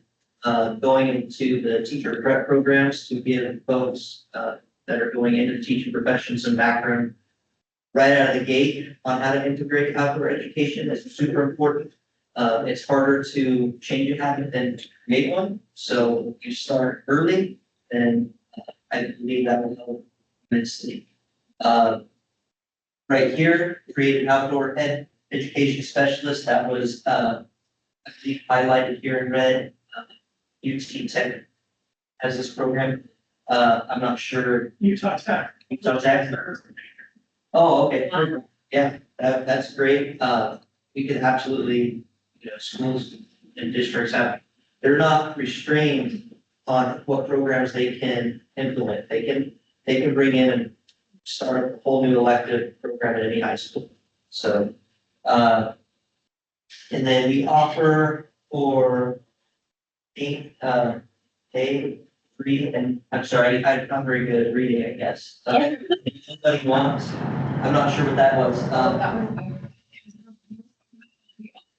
Paid option trainings, teachers will buy all the supplies, so if you have, it's just like, it's John. Okay. Perfect. Feel free to email me.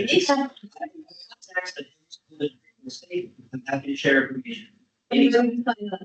Yes. So, get hold of me, I will make those connections for you. For how we're gonna do that, funding sources are needed, they need to be, task supported by long-term outdoor education networks. We have NGSS, if you don't know what that means, those are our national science standards. Outside reading and math, take the classroom, outside. So these are just little sticky notes that tell us how we can integrate. We have math science, math history and civics. We can highlight occupations that are outdoors, workforce development ties. That might be really good integration to our CTE programs. Interdisciplinary curricula as another standard for exceptional schools. I think this was mentioned a long time ago, but we're going to create a set of standards and not mandate them. So that's always an option. And then geographic info system as a mapping tool. So there's a lot of great ideas in here, ID, school-specific resources, that have students problem solve given those limitations. So those are our additions. Any questions? Hey, Andrew, so you made a statement, I'm not sure what it was like to someone, if it's true, not true, but is that whatever, is what, I guess, two questions, is that without two, what other policies are conducive to some of the things that So a lot of that will be a school district level decision. Yeah. And so the state needs support where we could. We manage what is mandated, and we support what is not, what we can. And so each district is gonna be different, and each district is gonna have their own policies on what routes they're gonna need to take to get a program approved. But from my understanding, a lot of times a school principal, you just have to talk with them and say, hey, I want to offer this class, we offer this class, we have to pay to offer the class. And some teacher allocation, a lot of ins and outs at the school level. But I've seen schools say, hey, or I've seen teachers go to their principal and say, hey, I want to teach this class.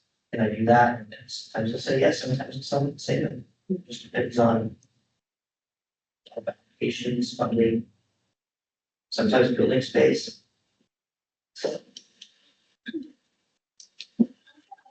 Questions or additions? Online, the only addition I see is, again, nonprofit outdoor education providers have curriculum aligned to state standards. So again, I think increasing visibility and utilizing those partners. Do you mind adding their notes or one more time, someone noted that adding the percent or basis? Thank you.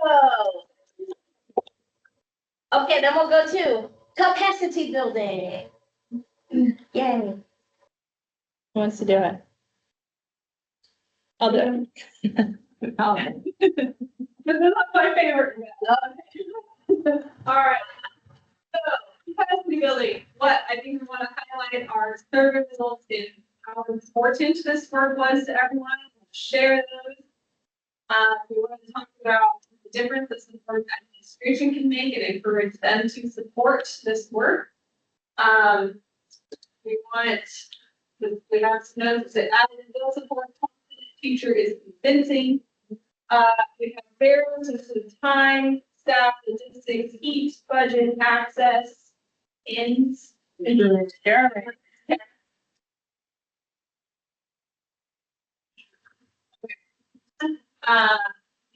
a need for more lesson plans curriculum, that funding, particularly local curriculum plans and visibility of those resources that exist. We have notes that staff has some that we can partner with agencies that have these. Our hows on capacity building, I think all even the like potential BDR ideas over here, think these tied to a lot of the other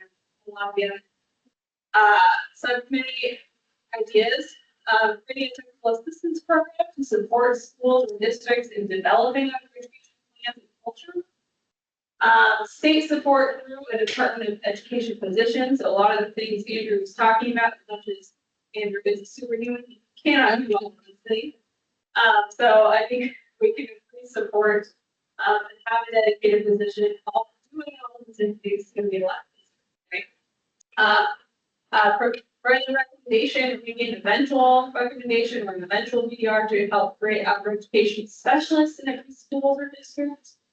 There's a note here about also thinking about who within schools could maybe take this.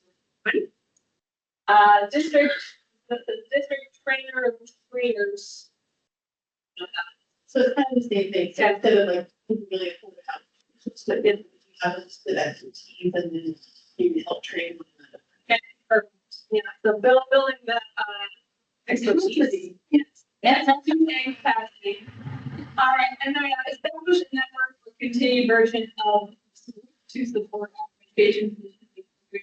Again, that's what we heard throughout the list is like having more group that can help develop these ideas around like what does an outdoor school look like, what does an outdoor teacher of the year award look like, what are the standards, what is the curriculum, another potential resource for supporting these works. Bringing in outside partners, scouts, archery, all the programs we've talked about. Also needs for like janitorial support, there's some notes around that. There's also schools with gardens, so there's needs for reviving the existing, needs for leadership, buy-in, and management for schools with gardens. It could also be classrooms, acknowledging, recognizing model schools,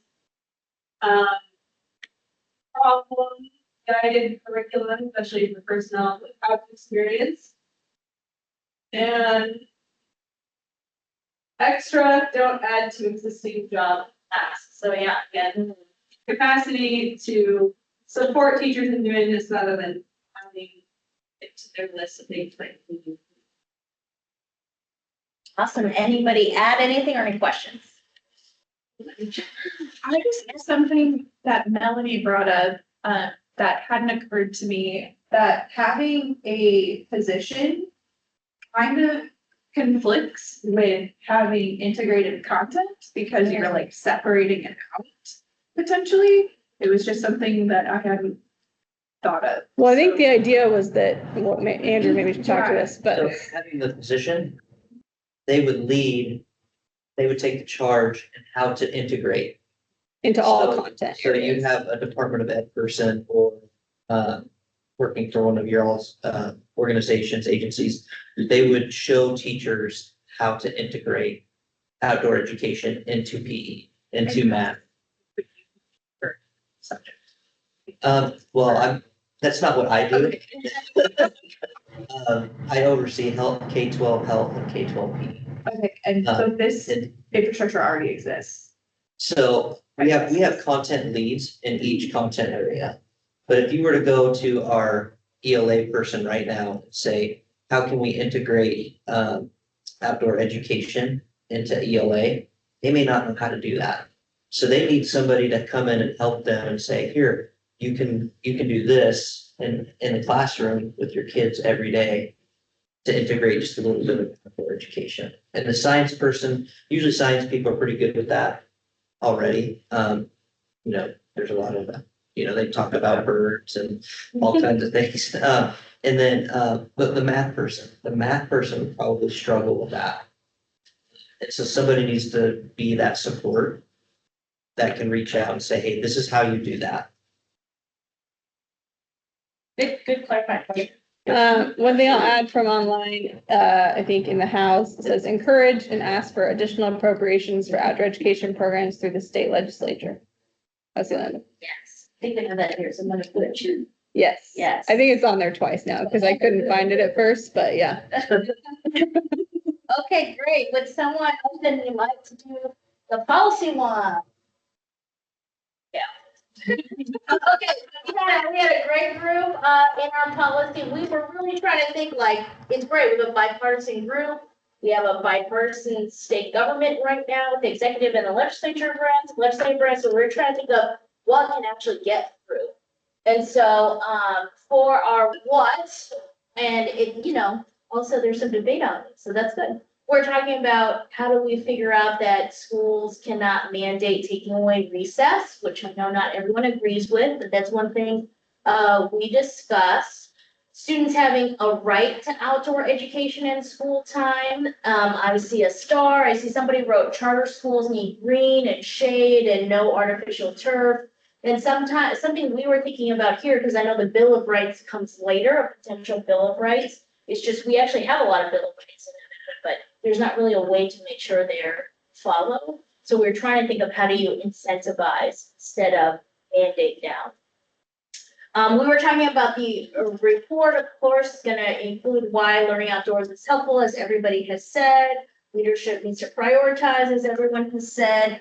Very interesting posted that soccer and football are more dangerous than archery. So that's one of our themes going on. And the other thing is, again, trying to think about how to make people want to buy in versus the legislature told us to, so we're going to ignore it, is to structure incentives with resources. So I think it kind of integrates with all of them is how do we say, okay, if you choose to be part of this, you're actually going to get a benefit versus saying everyone must.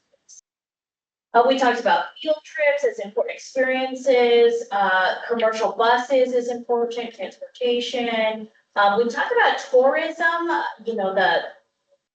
what is the state? Travel Nevada? Yes, Travel Nevada is such a big deal, and how can we integrate things that are already going on with that, with outdoor tourism? This is the public-private partnerships where we were talking about, there are so many things that already exist, let's not create it, but let's help build partnerships. The UNR Extension 4-H and SNAP, subsidized populations that need access to resources, highlight what the report said, pursue federal grant ideas. And then we talked about instead of the Children's Bill of Rights, maybe it's a menu of options that folks opt into. And what we're most excited about when we got to our how, well, one thing we said, maybe it could just be a special class, like an outdoor specials, art, music, plus outdoors. But the other thing is something that's happening in another committee that I'm on, which is changing the state's accountability system. We are very far away from where we're going to get, but we're excited we're working on it. And something I can tell you from that committee we're working on is maybe instead of a star system, schools can choose different categories that they want to be rated green, red, and yellow on. So it's like you're able to say, this is something my school's focusing on. So it comes from the STEAM and STEM designations, or there are Purple Star schools. Those are schools that help military dependents. So when we're thinking maybe it should become an outdoor education school designation. So it kind of goes with that also about the network and the awards and how can we show and incentivize schools that want to do it and are doing it well. Professional learning, which is talked about over there. Green ribbon schools. Whoever put that? I like that. Green ribbon schools. And then of course we got increased and sustained funding. I'm gonna go here. So there's case studies, example of the cost, the STEAM elementary school. Make sure schools with additional funding are, I think, schools with additional funding approaching. Like, you know, at the end of a certain like fiscal year, some administrators were like, I have $5,000 and I don't know where to put it. I'm just gonna spend it on whatever. But a lot of times when schools, for example, they get so much extra funding that they can always. If it fits the categorical, yes. And then PE integration, and then this one goes with this one about the money. So someone put here with 2 checks about what we heard in the public comment period about increasing the amount of grant funding. And so, any questions or additions? Yes. I don't know where this would go, but I think having like a portfolio of options for schools to sort of choose from, like maybe like there's an option to make an outdoor special class. Maybe it's an option to integrate outdoor education into all of their subjects. Maybe it's an option to be designated as an outdoor education school. Just like having portfolios, because every school is going to have like varying resources and personnel.